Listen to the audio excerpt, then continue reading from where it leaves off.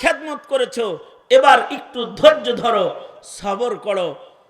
সাবধান ছোট মিয়া, তোমার ঘরে মা দিলাম দেখে বড় ভাইরে কখনো বঞ্চিত করবা না।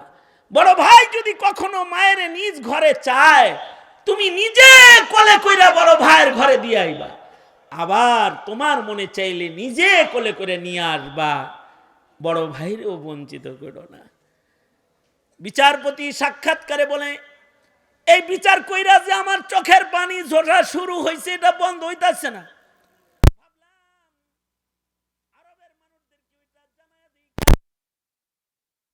এইরকম আদর্শ সন্তান প্রতিটা ঘরে দুইটা লাগে। যদি কোনো বাবা মার ঘরে এমন একটা সন্তান মহান আল্লাহ দেয়, তাহলে ওই মা বাবার বুড়া বয়সে ভিক্ষার ঝুলি নিয়ে ঘুরতে হয় না। ওই মা বাবাকে ভ্যান গাড়ি রিক্সা চালাইতে হয় না। ওই মা বাবাকে পরের বাড়িতে যায় ভাত রুটি চাইতে হয় না। ওই মা বাবাকে বৃদ্ধাশ্রমে থাকতে হয় না। যদি এমন একটা নেক সন্তান কারোর ঘরে জন্ম হয়, তার দুনিয়ার জিন্দিগিটাও একটা জান্নাতি পরিবেশে রূপান্তরিত হয়। এই কারণে আল্লাহর কাছে বলবেন, রব্বানা হাবলানা মিন আজওয়াজিনা ওয়া যুররিয়াতিনা কুররাতা আয়ুন ওয়াজআলনা লিল মুত্তাকিনা ইমামা। এমন সন্তান দে আল্লাহ, আমারে এমন একটা সন্তান দে, কামাই খাওয়ার আশা নাই, আমি মরে গেলে দোয়া করবে যে। এই কামনা, এই বাসনা, এটা প্রতিটি পিতামাতার হওয়া দরকার। সন্তান মানুষ হবে কেমনে? সন্তান কি অটোমেটিক ঘরে মানুষ হবে? না, সন্তান মানুষ হয় তরবিয়তের মাধ্যমে। এ কারণেই নবী দিয়ে আল্লাহ তাআলা মানুষের তরবিয়ত করাইছে। নবী তো আর আসবে না আপনার সন্তানের তরবিয়ত করতে, কিন্তু শুকরিয়া আদায় করে সেজদায় পড়ে থাকলেও কাসেম না নতুবি, ইয়াকুব না নতুবি, মাহমুদুল হাসান দেওবন্দি, আমাদের বুজুর্গদের শুকরিয়া আমরা শেষ করতে পারবো না, যে তারা মুসলিম ঘরের সন্তানদের তরবিয়তের জন্য জমিনে মাদ্রাসার বুনিয়াদ রেখে গেছেন। যেই মাদ্রাসা মুসলমানের ঘরের সন্তানকে রক্ষা করে। হাকিমুল উম্মত থানবী বলেছেন, মাদ্রাসা হলো হিফাজতে আওলাদে মুসলিমিন। স্কুল আপনার সন্তানকে ধ্বংস করতে পারে, ইংরেজি স্কুল আপনার সন্তানকে খ্রিস্টান বানাতে পারে, হ্যাঁ, এনজিওদের স্কুল আপনার সন্তানকে বেঈমান বানাতে পারে। একমাত্র শিক্ষাঙ্গন মাদ্রাসা আপনার সন্তানকে ইমানদার বানাবে, আপনার পায়ের নিচের জান্নাতটা তাকে দেখায় দিবে, আপনার খেদমত শিখাবে, আপনার ইতাআত শিক্ষা দিবে, এবং তাকে হালাল হারামের তমিজ শিক্ষা দিয়ে তাকে আদর্শ সন্তান হিসেবে গড়ে তুলবে। এ কারণেই দুনিয়ার যত কাফের বেঈমান আছে, তারা মাদ্রাসার দুশমন। কারণ ওরা চায় না এ মাদ্রাসা জিন্দা থাক, কারণ মাদ্রাসা জিন্দা থাকলে তো মুসলমানের ঘরে অশান্তির আগুন লাগানো যাবে না। ওরা মাদ্রাসাকে বলেছে জঙ্গি প্রজনন কেন্দ্র, অথচ মাদ্রাসা হলো মুসলমানের ঈমান রক্ষা কেন্দ্র। ঠিক কিনা? জোরে আওয়াজ করে বলেন, ঈমান রক্ষা কেন্দ্র। এই ছোট ছোট বাচ্চারা আজকে এখানে দেখাবে, ওরা জানাজার নামাজ পড়াবে। আপনি মিয়া চুলদারি পাইকে গেছে, আপনি জানাজার দোয়া পারেন না? আপনি মুসলমান না? আপনি বিয়ের খুতবা দিতে পারেন না, ওরা খুতবা দিয়ে দেখায়া দিবে।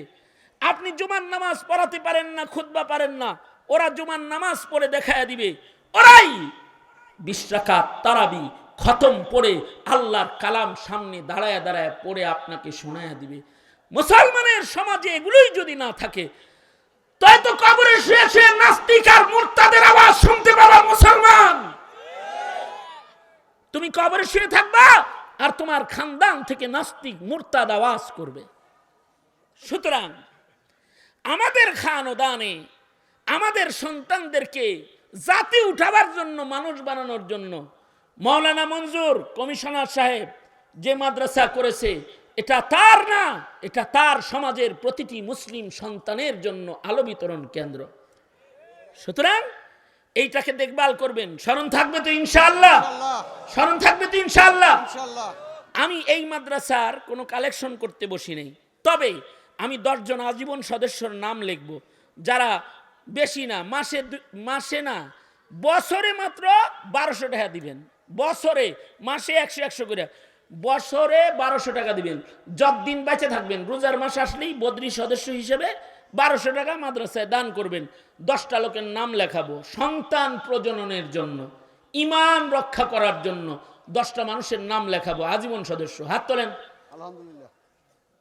1 2 3 4 5 6 7 8 9 10 11 12 13 14।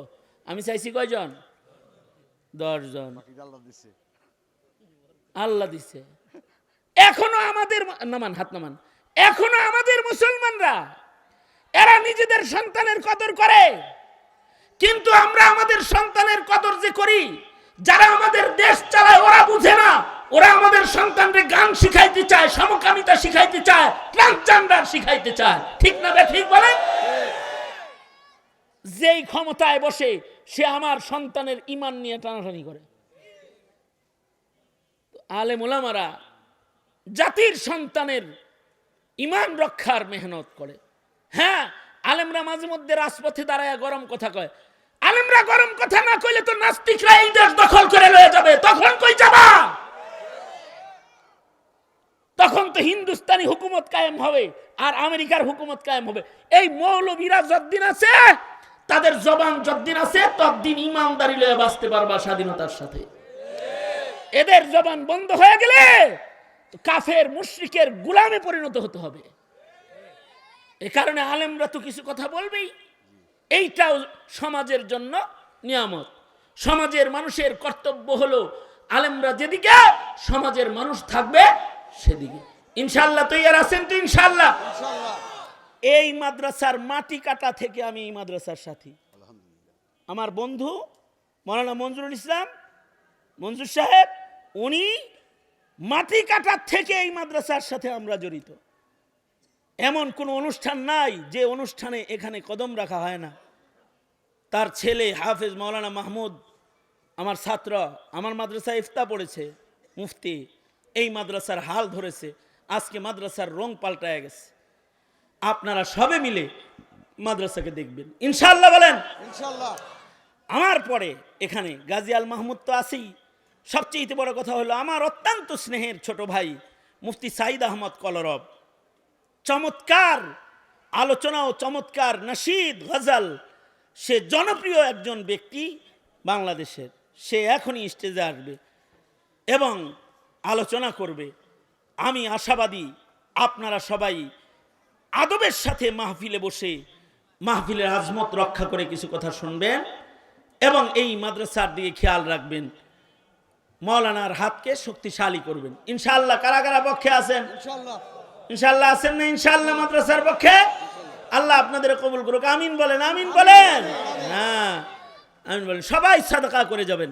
আর যারা আজীবন সদস্য নাম লেখাইছেন, তারা যাওয়ার আগে দপ্তরে নাম লেখায়া আপনারা আপনাদের কার্ড পূরণ করে যাবেন।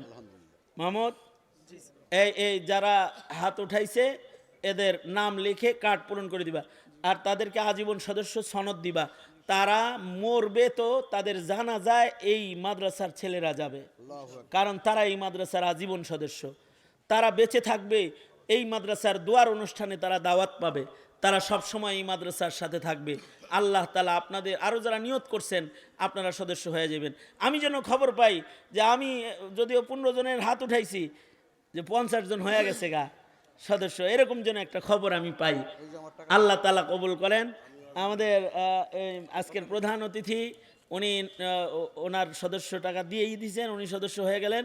আর বিশেষ একটা খেয়াল প্রধান অতিথিকে বলবো, মসজিদের দেখেন একটু তাকায়া, ওই যে গ্রিল জানালা দরজাবিহীন অবস্থা, কুকুর গেলে ভিতরে ঢুকে যায়, এটার দিকে আপনার কাছে একটু নজর চাই, একটু খেয়াল দিবেন, আপনারাও খেয়াল দিবেন ইনশাআল্লাহ। আল্লাহ তাআলা কবুল করেন। দোয়া করে দেন।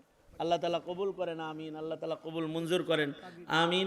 আসসালামু আলাইকুম রহমতুল্লাহি। ছেলেরা জানাজা পড়া দেখাবে, হ্যাঁ, আর পাগড়ি আছে, পাগড়ি দেওয়া হবে। ছেলেরা জানাজা পড়া দেখাবে, গাজী সাহেব সংক্ষিপ্ত কথা বলবে। এরপরেই সাইদ ভাই আর আমি একসাথে আসছি, উনি রুমেই আছে, উনি ইনশাআল্লাহ শেষ আলোচনা করবে।